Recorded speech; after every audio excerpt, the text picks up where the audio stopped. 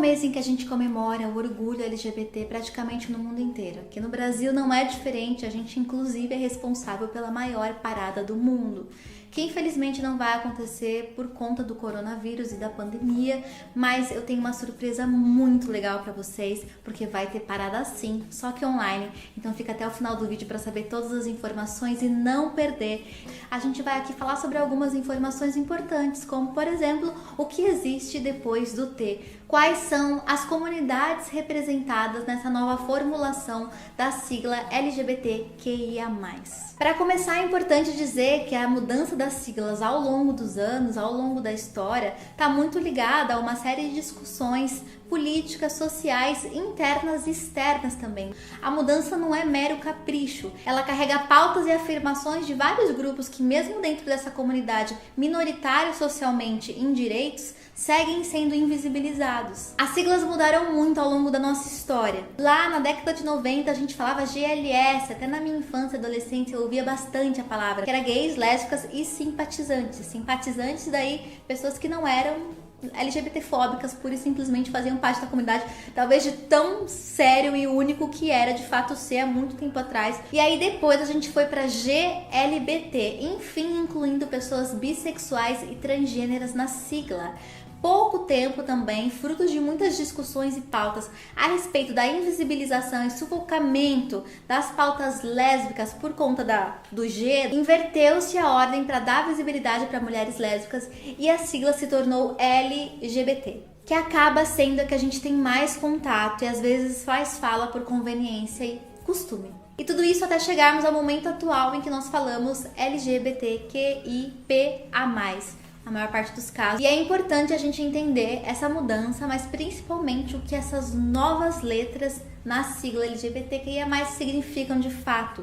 Quais comunidades, quais questões e discussões elas estão representando ali. Para começar, depois do T, a gente surge com o que? LGBTQ, que aqui é de queer, que vem de uma palavra em inglês que comumente era usada como uma forma de xingamento, um xingamento com ausência de gênero e meio que ofensivo a toda a comunidade ali, que acabou se apropriando e ressignificando e transformando em uma forma de se posicionar, de se definir com orgulho. O queer não faz muito parte do nosso contexto aqui no Brasil, ele é muito mais usado nos Estados Unidos e é muito fácil você ver pessoas se identificando como queer. E ele basicamente é a não heteronormatividade. E talvez a gente pudesse resumir de uma forma bem basicona, todo mundo que não é heterossexual, pra lá eles geralmente usam a palavra queer. E o I em LGBTQIA+, é inserido na sigla para dar visibilidade e atenção para as pautas intersexo, de pessoas intersexuais. Ou seja, pessoas que apresentam alguma variação biológica ligada ao sexo, não necessariamente associada à genitália. O debate a respeito da intersexualidade ainda é muito pouco popular e cheio de estigmas. Por isso que é muito importante a inserção dele na sigla, para que a gente possa compreender mais as outras experiências e naturalizar todos os tipos de corpos. E o A de LGBTQIA+, vem para afirmar a presença da comunidade assexual. Ou seja, pessoas que estão em um lugar diferente daquele que a gente julga como natural e comum, que é o da sexualidade. Afinal, todo mundo é sexual, só que não, e a comunidade sexual ensina isso pra gente. A sexualidade fala sobre pessoas que não sentem atração sexual qualquer ou sentem de maneiras, em contextos e com pessoas específicas. E dentre os vários debates que a comunidade sexual levanta, um que me toca muito, eu acho que é fundamental, é a dissociação, ou seja, a separação da ideia de que sexualidade e afetividade andam juntas, que o seu objeto de desejo sexual é o mesmo objeto de desejo afetivo, e não necessariamente é. Existem pessoas que experimentam uma conexão romântica, amorosa, paixão, carinho, amoroso mesmo, não de amigo, sem necessariamente desenvolver desejo sexual. A sexualidade, assim como todas as outras orientações sexuais, é muito múltipla internamente, né? Quando a gente fala de sexualidade, também não é uma coisa dada. Existem muitas possibilidades de você ser uma pessoa sexual, assim como ser uma pessoa intersexual, assim como ser uma mulher lésbica, um homem gay, uma pessoa bissexual, enfim, as possibilidades são múltiplas. E as siglas são importantes para a gente definir e marcar algumas questões, mas internamente também é tudo muito mais múltiplo e complexo do que a gente imagina e acha quando a gente vê só as letrinhas fechadinhas ali. O P de pansexualidade geralmente é esse mais, né? Sofre essa invisibilização ainda. porque a gente fala LGBTQIA+. E a pansexualidade é justamente a orientação em que eu me encontro, minha bandeira pan bem atrás de mim, especialmente nesse cenário, não muito elaborado, mas porque só tem a bandeira ali, mas já representando a que eu carrego.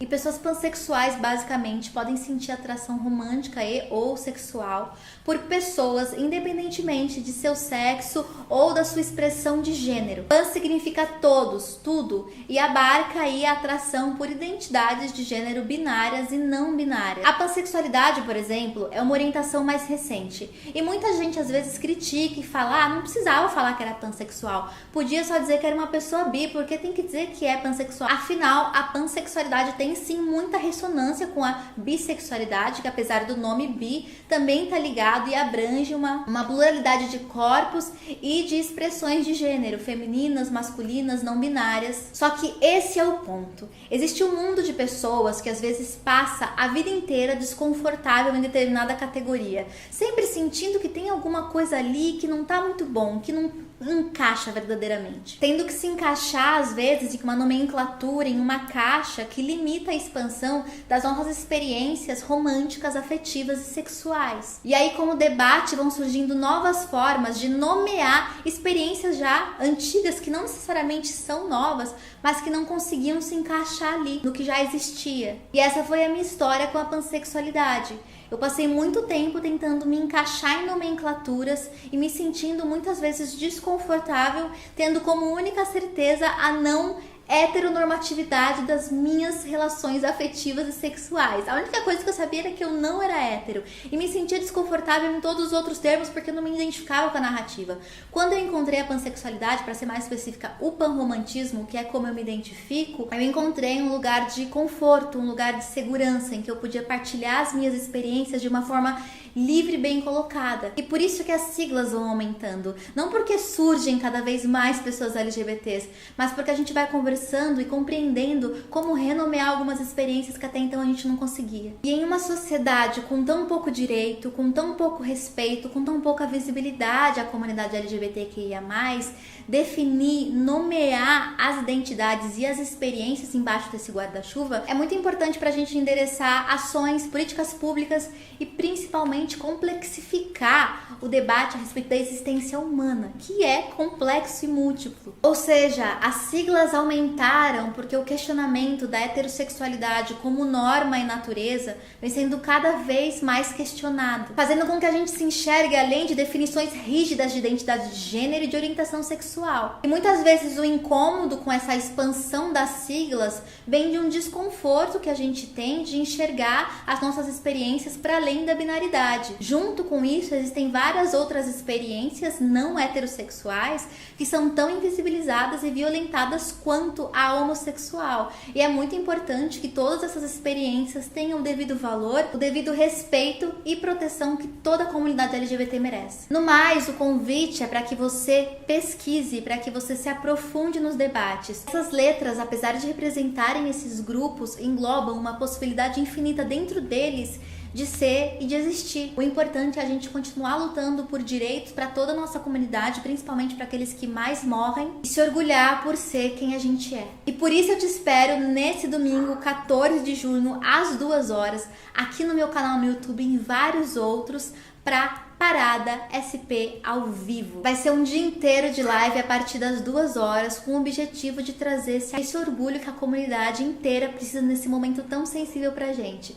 A gente vai ter convidados especiais, shows, atrações, muitas informações para vocês, com um time muito grande de influenciadores que vocês com certeza já assistem e gostam. E eu tô muito honrada por ser uma das apresentadoras nesse ano. A hashtag Parada ao Vivo SP tá sendo realizada pela Di Studio em parceria com o YouTube Brasil e a APOGLBT, a ONG que faz a parada acontecer todos os anos fisicamente em São Paulo. E aí, agradecimento especial também ao Bradesco, apoiador da hashtag Parada SP ao Vivo, que fez com que tudo isso fosse possível de acontecer. Então, vai se preparando, coloca a sua bandeira na janela, porque a gente vai ficar em casa, mas a gente vai celebrar com orgulho quem a gente é e o nosso mês. Eu te espero dia 14 de junho, esse domingo, às 2 horas, aqui no YouTube. Um grande beijo e até lá!